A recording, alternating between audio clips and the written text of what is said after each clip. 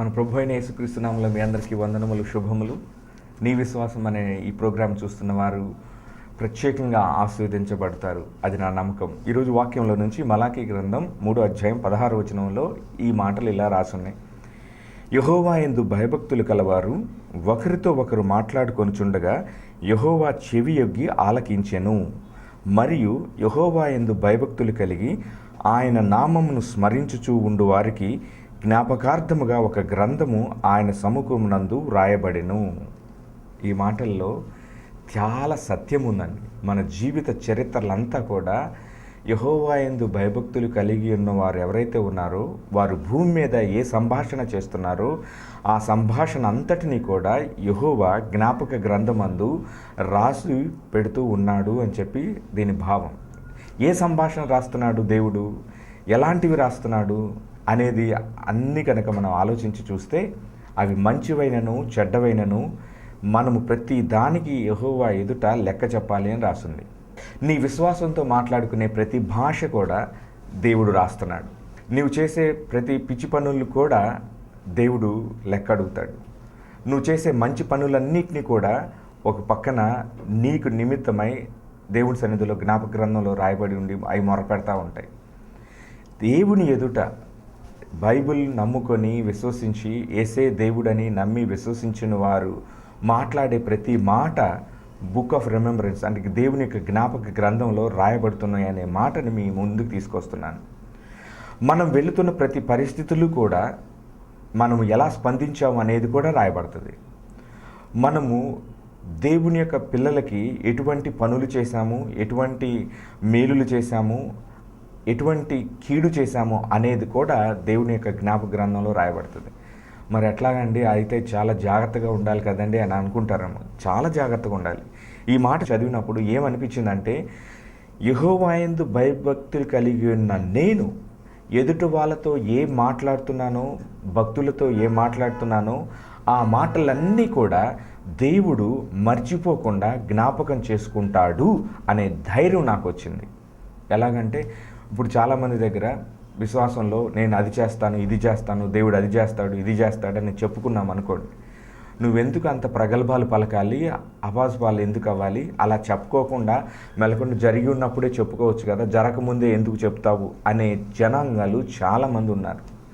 వాళ్ళకి ఏమి ఉంటుందంటే ఈర్ష్య పుడుతుంది. ఏంటి, 40-50 సంవత్సరాల నుంచి మేము చేస్తున్నాము, ఇతడు ఇప్పుడు వచ్చి ఇట్లాంటి మాటలు మాట్లాడుతున్నాడు అని లేనిపోయింది నువ్వు ఈర్ష్య కలిగించే మాటలు వాళ్ళ చెవున నువ్వు వినిపిస్తావేమో.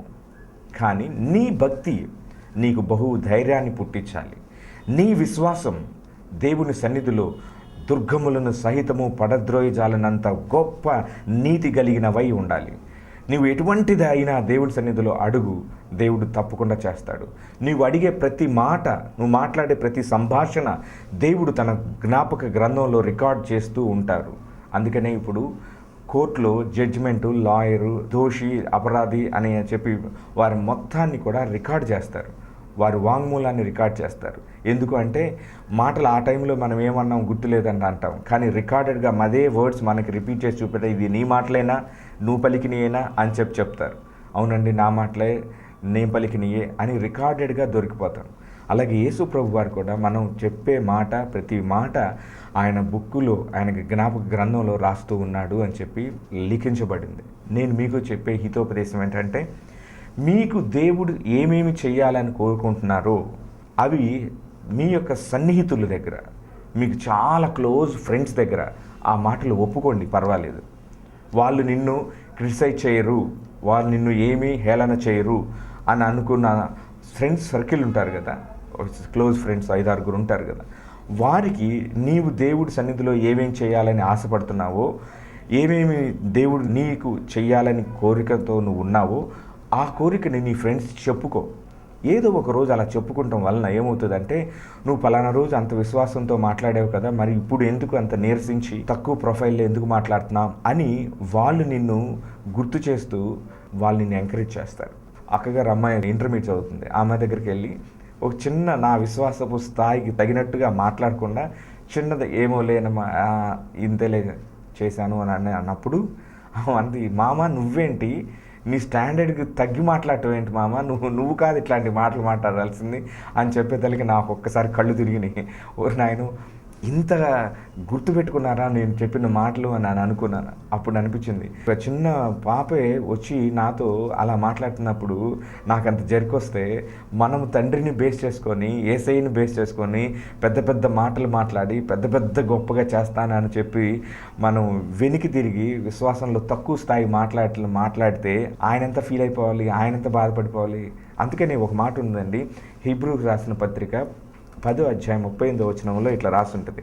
అదేంటో తెలుసా, ఒక విశ్వాసంతో బాగా మంచి మాటలు మాట్లాడి అతను సడన్గా తక్కువ విశ్వాసంతో మాట్లాడితే దేవుని ఆత్మకు సంతోషం ఉండదట.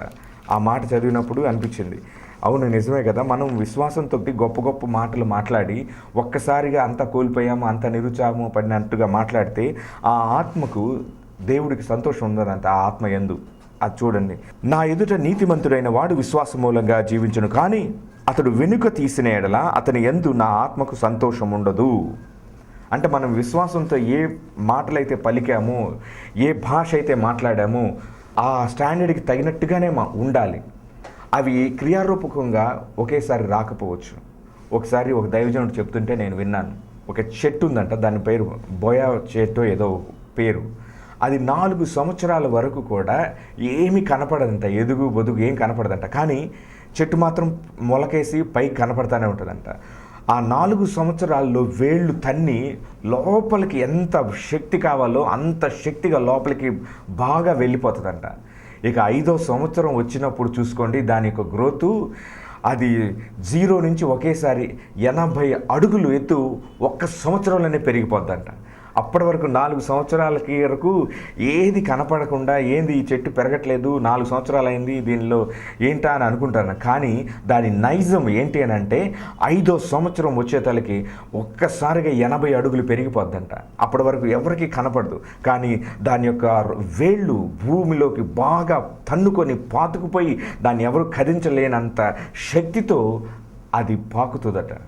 ఆ విధంగా ఒకే సంవత్సరంలో 80 అడుగుల చెట్టు పెరగటం అనేది చూసి అందరూ ఆశ్చర్యచకితులవుతారంట. మన జీవితాల్లో కూడా అంతే.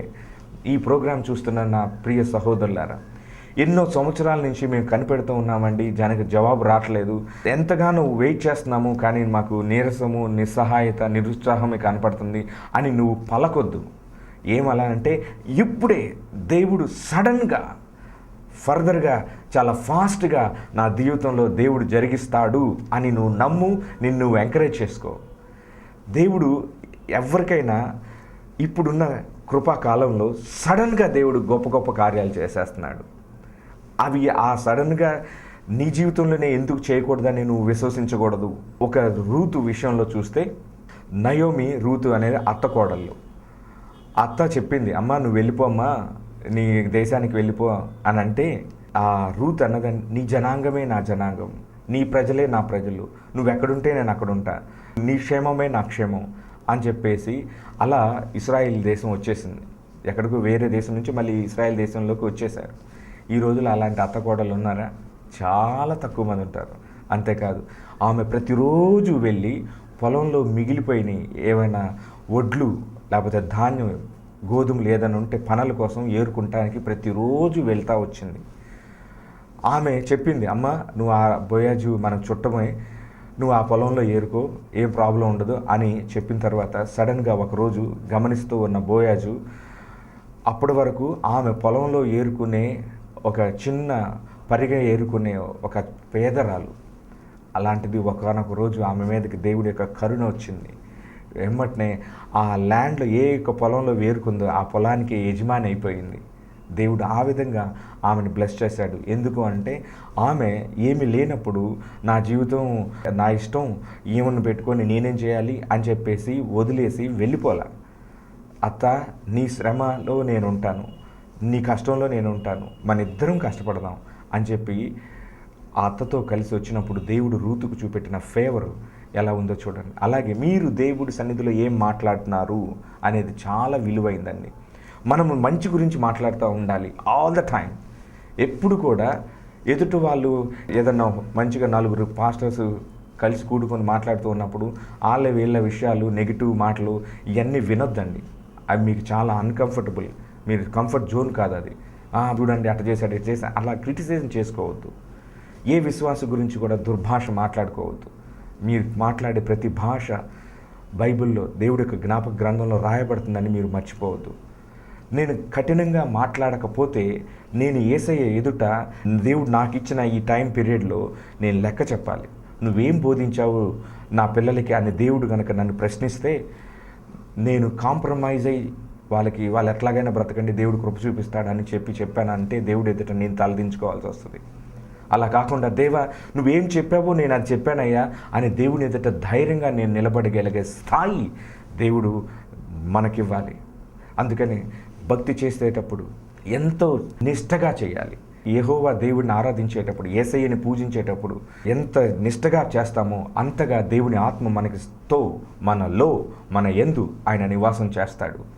ప్రతిరోజు పెందలకడే ఆయన దేవుని యొక్క వాక్కులను పంపించి నీ యొక్క వినికిడిలోకి తీసుకొస్తూ ఉన్నప్పుడు ఆ వాక్యానికి లోబడి ఆ వాక్యానుసారంగా బ్రతకటం నేర్చుకుంటే దేవుడి యొక్క వాక్యాలు దేవునిలాగా నిలబడటం, దేవునిలాగా జరిగించడం నీకు చాలా సులువైంది.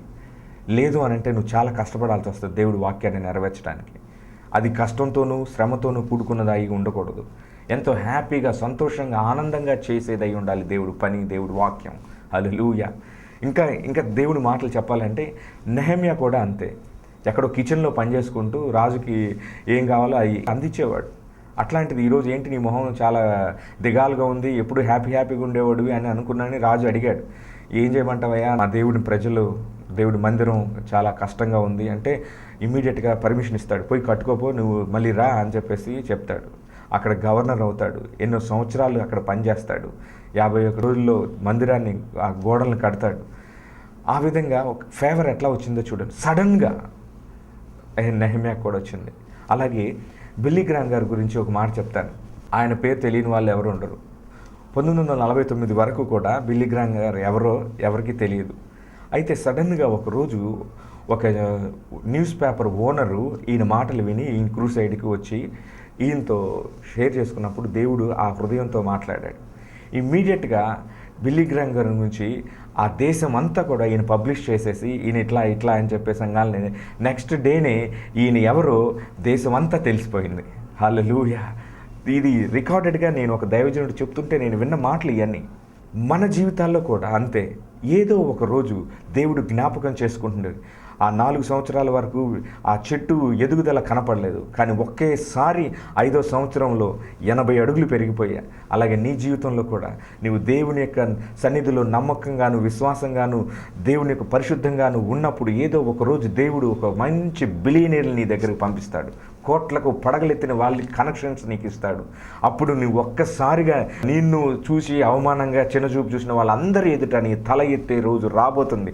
మీరు ధైర్యం తెచ్చుకొని యెహోవా పనిని సంతోషంగా జరిగించండి. హల్లెలూయా. నా జీవితంలో కూడా చేయబోతున్నాడు. నా జీవితంలో చేస్తున్న దేవుడు మీ జీవితంలో కూడా చేయాలనే ఆకాంక్ష. He is not the respecter of the person, he is the respecter of faith. So దేవుని సన్నిధిలో నేను చెప్పేది ఏంటంటే మీరు ఎంతగా విశ్వసిస్తారో అంతగా మాట్లాడండి దేవుడితో.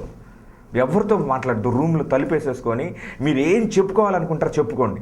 ఆ రాళ్ళు వింటాయి, దేవదూతలు వస్తారు నువ్వేం మాట్లాడుతున్నావు అవి వినటానికి. నేను చదువుకునేటప్పుడు అట్లాగే చేసేవాడిని. నేను చదువుకునే రోజుల్లో ఏసన్న గారికి, ఆరాకి మూర్తి గారు వాళ్ళు ఎక్కడ టైం దొరికితే ఎక్కడ దొరుకుతారో అని చెప్పేసి వాళ్ళ దగ్గరికి వెళ్ళి వాక్యం నేర్చుకునేవాడిని. వాళ్ళు ఏం చెప్తారో అది నేర్చుకునేవాడిని. నిండు మనసుతో నన్ను ఆరాకి మూర్తి గారు ఒకసారి బ్లెస్ చేసి ప్రార్థన చేశారు. చాలా పేర్లు ఉన్నాయి నాకు. అయితే ఆ ఆరాకి మూర్తి గారు, మోజెస్ నువ్వు దేవుని సన్నిధిలో ఏం చేయాలనుకుంటున్నావు అని చెప్పి అనుకుంటే అడిగి, నేను ఇట్లా దేవుడిని ఆరాధించే ఆరాధన క్షేత్రాలు పెడదాం అనుకుంటున్నాను అన్నాను. ఆయన ఒక మాట హితోపదేశం చెప్పారు. మోజెస్, ఎప్పుడు కూడా ఎదుటి వాళ్ళ అవసరతల నిమిత్తమై వారిని కట్టిపడేసే విధంగా నువ్వు ఎన్నడూ అట్లాంటి ప్రార్థనలు చేసి మీరు ఇది చేస్తేనే ఆ పని జరుగుద్ది, మీరు ఇది చేస్తేనే, మీరు నా దగ్గరకు వస్తేనే, నాతో ఉంటేనే అని చెప్పి కట్టిపడేయొద్దు మోజెస్. నువ్వు ఎన్నుకున్నది చాలా మంచిది, పవిత్రమైంది. దేవుడు ఆకాంక్షించేది కూడా స్తోత్రార్పణ, స్తుతి, ఆరాధనే. కాబట్టి చేయి మోజెస్ అని చెప్పి నిండు మనసుతో ఆయన నాకు ప్రార్థన చేశారు. హల్లెలూయా. అలాగే ఇంకా గొప్ప దైవజనులు ఉన్నారు. మనం ఏమి మాట్లాడుతున్నాం, ఏం వింటున్నాం, దాని యొక్క ఇంటెన్షన్ ఏంటి అనేది అంతా దేవుడు చూస్తున్నాడు. మనం మాట్లాడే ప్రతి భాష దేవుని జ్ఞాపక గ్రంథంలో రాస్తున్నాడు. మనము ఎదుటి వాళ్ళకి వెచ్చించే టైము దేవుడు రాసుకుంటూ ఉన్నాడు. మనం ఎదుటి వాళ్ళకి ఇచ్చే డబ్బులు దేవుడు రాసుకుంటూ ఉన్నాడు ఆయన అకౌంట్లో. రేపు ఏదో ఒక రోజు బ్లెస్ చేసి ఒక్కసారిగా నిన్ను బ్లెస్ చేస్తామంటే నీ శత్రువులందరూ కూడా, లేకపోతే నీ నీరు చూసి ఈర్ష్యపడే వాళ్ళందరూ కూడా ఏంటి ఇది ఎట్లా జరిగింది, ఇది ఎలా సాధ్యం అని అనుకుంటారు.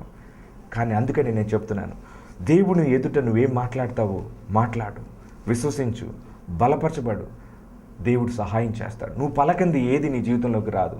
స్పాంటేనియస్గా ఇన్స్టంటేనియస్గా ఏది రాదు. నువ్వు పలుకుతూ ఉండు, దేవా నేను అది చేయాలి, ఇది చేయాలి, నేను అనేక మందిని దీవించాలి, అనేక మందిని ఆస్వాదించాలి, అనేక మందికి ఉద్యోగాలు ఇవ్వాలి, అనేక మందిని నేను గొప్పగా వారి జీవితాలు నిలబెట్టాలి అనే ఆకాంక్ష, ఆతురత, ఆసక్తి నీకుంటే ఎప్పుడు ఎల్లవేళలా దేవుని ఆత్మ నిన్ను కమ్ముకొని నీతో ఉండి నిన్ను నడిపిస్తూ ఉంటాడు. Hallelujah. We are the last end time జనరేషన్లో ఉన్నాం మనం. మన తరములో దేవుడు మనకిచ్చిన సోఫిస్టికేటెడ్ టెక్నాలజీని మనం ఉపయోగించుకోవాలి. అడగాలి, దేవుడిని అడగండి. గొప్ప సేవ చేస్తున్న సేవకులారా, దేవుని సన్నిధిలో గొప్ప గొప్పవి అడగండి, గొప్ప గొప్ప వాటిని ఆశించండి, గొప్పగా డిగ్నిఫైడ్గా ఉండండి. దేవుని యొక్క సేవకు చేస్తున్న ప్రతి ఒక్కరికి నేను ప్రోత్సాహాన్ని ఇస్తున్నాను. ఏంటి అని అంటే, దేవుని సన్నిధిలో గంటలు గంటలు తరబడి ప్రార్థన చేస్తూ, విశ్వాసం ఉంచుతూ, వాక్యాన్ని పలుకుతూ, దేవుడు నా జీవితంలో మినిస్ట్రీలో గొప్ప కార్యాలు చేస్తాడు, నన్ను నిలబెడతాడు, నా తల ఎత్తుతాడు, నా దగ్గరకు వచ్చే ప్రతి బిడ్డలు ఆత్మ సంబంధమైన వాటి కోసం వేగిరపడతారు, ఆతురతతో ఎదురు చూస్తారు, వాక్యంలో నిలబడతారు, గంటల తరబడి అన్య భాషలతో మాట్లాడతారు అనే వాటి మీద నీ శ్రద్ధ, నీ దృష్టి ఉంచు.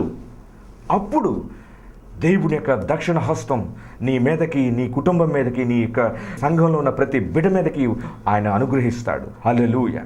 అటు చేసి ఇటు చేసి ఎదురు చూసి, అటు చేసి ఎదురు చూసి చివరికి ఏమీ మిగలలేదని చెప్పి బాధపడద్దు. ఎంతోమంది చూస్తున్నాను నేను, వారందరికీ నేను ఇచ్చే హితోపదేశం ఏంటి అని అంటే, డోంట్ బీ అఫ్రైడ్. నీకు దేవుడు ఏం చేయాలనుకుంటావో, ఎంత రేంజ్లో చేయాలనుకుంటావో, నువ్వు ఒక్కడవే రూమ్లో ఉండి, దేవా నీకోసం ఇది చేయాలి, నీకోసం అది చేయాలి, నాకు సహాయం చేయి, నేను ఎవరిని అడగను, కానీ ఎవరిని అడగకుండానే నువ్వు నాకు సహాయం చేస్తేనే అది నువ్వు నాకు అనుగ్రహించినట్లు అవుతుంది, నువ్వే చేయి దేవా అని అట్లాంటి ఇంటిగ్రేటెడ్ గొప్పగా యథార్థమైన ప్రార్థన, సెల్ఫ్ రెస్పెక్ట్తో ఉన్న ప్రార్థన దేవుని సన్నిధిలో మీరు చేయండి. మీరు మాట్లాడే ప్రతి భాష ఇక్కడ చెప్పిన 3:16 మలాకి ప్రకారం దేవుడు జరిగిస్తాడు, నెరవేరుస్తాడు, నీకు సహాయం చేస్తాడు, నిన్ను ఆదరిస్తారు, ఓదారుస్తాడు. చాలామంది యవనస్తులు రకరకాల పిచ్చ భాష మాట్లాడుతున్నారు. మీరు జాగ్రత్తగా ఉండండి. యవనస్తులారా, మీకు హితోపదేశం చేస్తున్నాను. దుర్దినాలలో మీరున్నారు. యెహోవా సన్నిధిలో భయభక్తులతో నిలిపి ఆయన వాక్యాన్ని నేర్చుకోకపోతే మీ భవిష్యత్తులో మీరు పేరుకి బ్రతుకుతున్నామనే, కానీ మీ జీవితంలో ఎప్పుడు నిరాశ, నిస్పృహాలు అనేవి వెంటాడకుండా మీరు జాగ్రత్త పడండి. హల్లెలూయా. ఎక్కడ చూసినా నేను చాలా కౌన్సిలింగ్స్ ఇస్తూ ఉన్నప్పుడు వాళ్ళ యొక్క క్యారెక్టర్ కానీ, వాళ్ళ యొక్క హావభావాలు కానీ, వాళ్ళు జీవితం యొక్క సరళి కానీ చాలా బాధేస్తుంది. అంటే వాళ్ళ తల్లిదండ్రులు వాళ్ళకి అలా ట్రైన్ చేయలేదనే అర్థమవుతుంది. ఈ మినిస్ట్రీ ఉన్నది దేనికంటే to encourage, to empower children of God. అన్య జనులకి ఆ యొక్క సువార్తను ప్రకటించే విధానం వేరు. ఈ టెలివిజన్ ఛానల్లో నమ్మిన వారికి